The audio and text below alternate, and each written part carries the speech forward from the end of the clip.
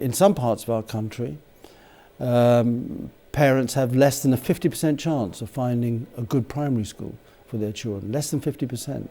But in other parts of our country, it's over 90%. Parents have a greater than 90% chance of finding a good primary school. Now that's not good enough.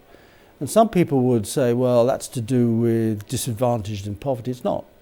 We find that good schools and good local authorities are in disadvantaged areas, and we're finding that poor schools are often in leafy local authorities and prosperous boroughs.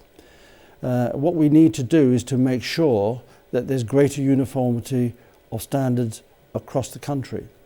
And that is why from January we've got a new regional structure at Ofsted, when I will be expecting teams of inspectors to go into those areas which are underperforming, where there aren't these good schools that there should be, to find out what's happening. And if necessary, after that, we will inspect those local authorities that are not doing particularly well.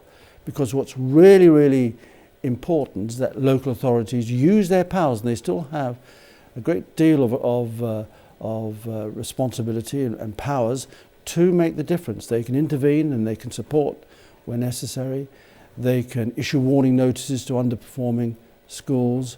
They can appoint additional governors where necessary, or even replace a governing board. They're expected, and certainly Ofsted expects it and government expects it, local authorities to challenge and support schools to get better. And some local authorities are doing that very well indeed, and we'll say so in our report, and some not so.